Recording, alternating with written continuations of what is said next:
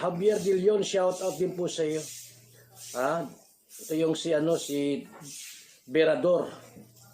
Shout out kay Javier De Leon, dating Berador. Javier De Leon, Berador kung siya'y tawagin. Maangas at matapang, may paninindigan, handa niyang ipaglaban ang katotohanan. Umaga mga kababayan, mga kapatid, mga kapwa ko FW, mga kapwa ko Pilipino. Mega love shout out sa ating lahat. Narito na naman tayo sa ating YouTube channel at gagawa na naman tayo ng panibagong reaction video. At ang ating main topic dito at ang ating pag-uusapan ay yung panawagan ni Kuya Julay Paunel, Sir RP Max Vlog at Kuya Bal Santos Matubang. Yan po ang ating pag-uusapan at isasama na natin yung panawagan ng kabilang grupo or ng kalason.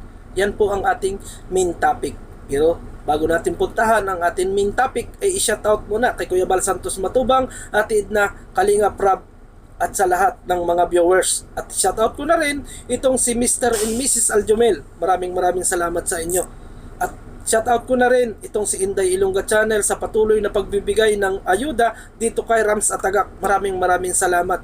At magpapasalamat din ako dito kay Gisa Bicolana na patuloy-tuloy ang ginagawa niyang pagtulong sa ating mga kababayan kahit nandyan siya sa ibang bansa. Maraming salamat sa iyo, Gisa Bicolana. At magpapasalamat din ako dito kay Mystica Yons sa kanyang pa-wifi, dito kay Rams Atagak. At alam mo ba, Ma'am Mystica Yons, hindi ko man ito nasasabi ng personal sa iyo, ang ipinararating po ng anak ni Rams Atagak, maraming salamat at wala daw po silang masasabi kung hindi salamat dahil natugunan mo yung kanilang pangangailangan kasi kinakailangan po ng anak ni Rams Atagak ng internet at natugunan po ninyo, Ma'am Mystica, at buwan-buwan nga po ninyong binabayaran. Kaya maraming salamat at suportahan na rin po natin si Ma'am Mai Kawabi.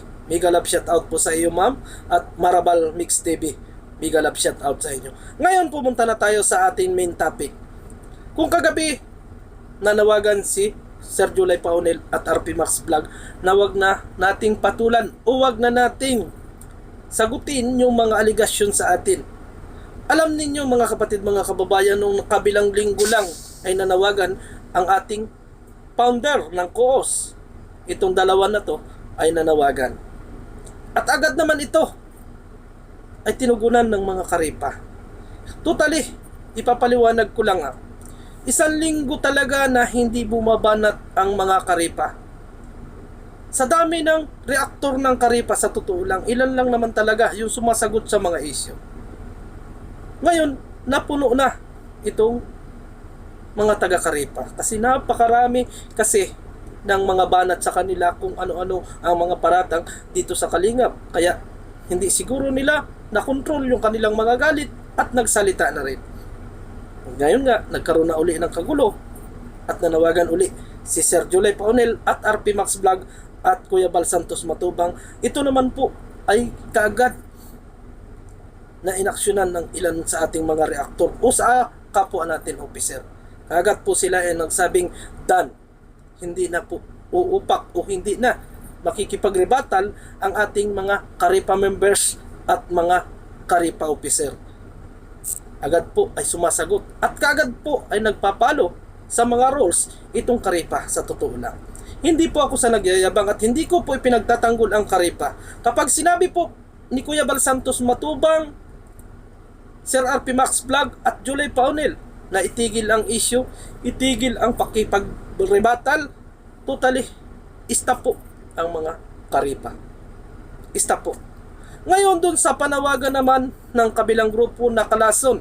At kagabi nga, nakita natin nag-iiyakan sila dyan kasi nadadamay daw yung kanilang pangalan. Ganito lang po ang masasabi ko sa inyo, Mr. President, at sa lahat ng mga opiser. Ako po ay nagpaparating sa inyo ng kaunting pakiusap. Totally nakiusap po kayo na tigilan ng karipa itong kalason. Yan po ang inyong pakiusap. Ito po ang aking sagot. Mga sir, mga ma'am, ako po ay magalang na ipaabot sa inyo ang mga bagay na ito.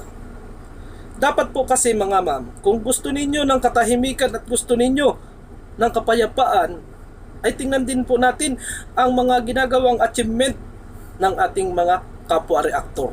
Yung mga reaktor ng site ninyo, dapat tinitingnan din po ninyo bilang isang officer. Kasi kami po dito sa Karipa, tinitingnan po namin kung ano ang ginagawa ng kanilang mga members. Minamasdan namin at kaagad namin pinagsasabihan niya na bawal yan. Huwag ninyo kaagad tirahin yan. Hindi nga lang ninyo makikita sa mga comment section ng kanilang YouTube channel na pinagsasabihan nila o pinagsasabihan namin ang mga taong yan. Yung mga taga-Karipa na bumabanat nang wala sa lugar, kinakausap po namin ng masinsinan yan sa loob ng GC. Kinakausap po namin yan para sa ganon maiwasan ang kagulo. Matatandaan naman natin mga ma'am at mga sir, nung mag-stop ang Karipa ay tuloy-tuloy po ang banat ng mga reaktor ninyo. At ngayon nga, nakikiusap kayo na tigilan na ng Karipa ang Kalason. Totally, 1 linggo pong nanahimik ang Karipa. Kaso lang po, hindi nyo nakita yung kabilang side o yung side ninyo. At ang nakita nyo lang ay yung kabilang side. Ako po, pwede po ninyo akong i-PM kung halimbawa bukas ay may mga taga-Karipang bumanat pang muli sa inyo. Pwede nyo po akong i-PM. At pagsasabihan ko po yan. Kung gusto ninyo, sa live, kung pagsabihan walang problema kasi nauunawaan nila. Kung gusto ninyo, isama ko pa kayo sa messenger kung paano namin pagsabihan ang mga taong lumalabag sa gusto ni Kuya Bal Santos Matubang na katahimikan. Sumusunod po sa rules ang mga Karipa. Ngayon po, ang pakiusap ko po, at siguro bukas wala na talagang makikipag-rebuttal at wala nang sasagot sa inyong mga ibinabato sa Karipa o sa Kalingap, pakitingin din po nung kabilang side o yung side ninyo. Wag lang po natin tingnan yung kabilang side kung hindi tingnan natin yung side natin. Kasi po kami bilang isang officer, tinitingnan po namin ang mga bawat side. Kung halimbawa, tumira si Banat Bagsik, titingnan namin yung kanilang YouTube channel kung sino ang binabanatan mo dyan. At pagdating ng GC, aming pinagsasabihan niya. Kung halimbawa, bumanat si Angela TV, PH, agad pinagsasabihan namin yan sa GC. Hindi nga lang namin pwedeng pagsabihan dito sa social media kasi kapag pinagsabihan namin yan dito sa social media is hindi magandang pakinggan sa ating mga viewers. Hindi rin maganda doon sa mga taong pinagsasabihan natin na itigil mo yan, Angela TV PH, tigilan mo yan, Banat Bagsik, kasi nga po nasa social media tayo at hindi tayo maiintindihan ng ilan nating mga viewers. Ang sa tingin nila, nagkakaroon na tayo ng pag-aaway. So, ang pakikiusap ko lang po, at ako po ay hindi nakikipag-away at gusto ko lang po ng kapaliwanagan na dapat pong tingnan din natin ang ating mga side. Tingnan din po natin yung mga achievement ginagawa ng ating mga founder. Tingnan din po natin yung achievement ng ginagawa ng ating mga reaktor. Ako po ay hindi nakikipag-rebuttal dito. Ang gusto ko lang po maging fair tayo sa lahat. Kung halimbawa po may bumanat bukas dito sa part ng Karipa, i-PM nyo po ako. At sasabihan ko po yan. Kasi napakarami po ng Karipa members.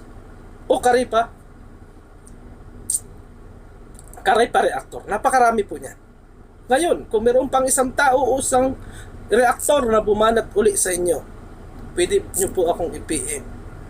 Open po ang aking messenger sa mga bagay na pwede nating pag-usapan para sa ikatatahimik ng lahat. Ngayon po, ang pakiusap po ng ilan nating mga members, sana naman po makita ninyo yung inyong side. At matatandaan natin nung huminto ito po. Huminto ang Karipa ay hindi po huminto. Bagkus dumami pa ang bumabanat sa Karipa. Hindi po masasamang tao ang Karipa. Ipapaliwanag ko po sa inyo. Ilan lang po ang bumabanat sa Karipa at ilan lang po ang mga taong nakikipag-rebuttal sa Karipa at gusto nilang ipagtanggol ang kanilang mga sarili.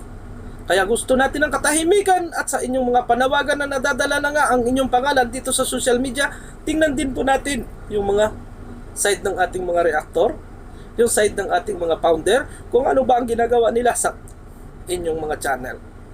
Tingnan din natin. At tingnan din natin yung mga taong sinasabihan nila. Kung halimbawa ako ang kanilang naging topic, tingnan din ninyo yung aking channel at balansihin ninyo. At kasi alam ko naman na kayo ay viewers. Alam ko na wala kayong mga channel. Kaya malaya kayong tingnan kung sino ba talaga ang may mali. At kung may mali sa side namin, i-report nyo po sa mga officer. At hindi po namin tinotolerate yan. Yung mga taong nagkakamali sa Karipa, hindi po namin tinotolerate yan. Hindi po namin kinakampihan. Kung halimbawa, bumanat muli itong mga taong ito, pinagsasabihan po kaagad namin yan. At sana naman po mga kapatid, mga kababayan dyan sa Kalason, pagsabihan din nyo po yung inyong mga reaktor na tigilan na rin yung pagtatapik dito sa Kalingap. Tigilan na rin yung pagtatapik sa Karipa para po magkaroon tayo ng pagkakaisa. Magkaroon tayo ng sinasabi ninyong pagtulong. Magkaroon tayo ng pagkakataon na mag-focus sa ating mga ginagawang pagtulong sa ating mga kapwa Pilipino. Kasi nga, kung ang titingnan lang natin ay yung side nitong si Karipa na masamang tao, hindi mababait, mga palaaway, is mananatiling galit tayo sa Karipa. Ngayon, kung pag titingnan natin, aanuhin natin yung kabilang side, uy, ganito, huwag na ninyong tirahin yan at huwag na ninyong batikusin yung mga yan. Kasi nga, nag-stop war sila. Hindi na sila sasagot sa mga issue. Ako po dito mga kapatid, mga kababayan, hindi po ako nakikipag-away. Hindi po ako makikipag-rebuttal. Ang gusto ko lang po, may parating sa inyo yung mga gustong sabihin ng ilan sa ating mga members ng Karipa. Kasi tao rin lang naman po sila na nasasaktan. At alam naman po natin, at alam ng ating mga viewers kung sino talaga yung mali at kung sino talaga yung nagdadala ng gulo. Kaya sana po mga kapatid, mga kababayan, doon po kung saan man kayong grupo at sa ating mga viewers, kayo na po ang humusga. Kayo na po ang magsabi. Kasi kung vlogger to vlogger ang magsasabi, is lahat po ang akala natin sa ating mga sarili ay mga perpekto. Pero alam po natin na may pagkakamali tayo.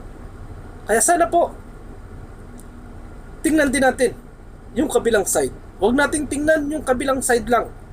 Kasi kung titingin tayo, kung halimbawa tayo ay driver, mga kapatid, mga kababayan, ako kasi proud ako na driver lang ako. Kahit anong panlalait, halimbawa ang ipukul nyo sa akin, proud ako na ako ay maging isang driver kasi marangal ang aking trabaho. Ngayon kung ako'y nakapokus dito sa unahan, nagdadrive ako, isang mirror lang ang aking tinitingnan. Pag titingin ko dito, isang mirror ang titingnan ko. Ganyan ang titingnan ko. Hindi ko na nakikita ang ginagawa ng kabila. Kasi ang nakikita ko lang yung lahat ng pagkakamali ng kabilang side mirror at ng kabilang side ko. Ibig sabihin ko doon, kinakailangan kung pag tumingin ka sa isang side mirror, titingin ka rin dito para maging balanse ang iyong gagawin. Yan po ang aking pakiusap. Kasi alam ko po, dito sa ginawang pakikipag-usap ni Sergio Lai Paunel, Kuya Bal Santos Matubang is napaka-fair. At sinasabihan po nila kaagad kung sino yung mga reaktor na nagkakamali. Hindi nga lang po ninyo naririnig sa mga social media kasi napakapangit po kung ang isa nating kasama o isa nating kapatid na nandito sa social media ay pagsasabihan natin about sa mga bagay-bagay ng kanyang pagkakamali at yan po ay posibilidad na magkaroon pa rin ng kagulo. Naunawaan po ba ninyo ako? Sana po mga kapatid, mga kababayan, yung inyong panawagan, accept na po namin yan. Accept po namin yan. Mula bukas, wala na po kayong maririnig na rebuttal about sa inyo. Wala na po. Totally sa lahat ng mga Karipa. Wala akong masasabi at hindi po ako makikipag-away. Ang gusto ko lang po, maging maayos ang pakikipag-aisa at sa mga panawagan po ninyo, accept na po ng aming grupo. Accept na po ng Kalingap yung inyong mga panawagan at sana po makita din natin yung nasa kabilang side. Maraming salamat. God bless po sa ating lahat. Bye.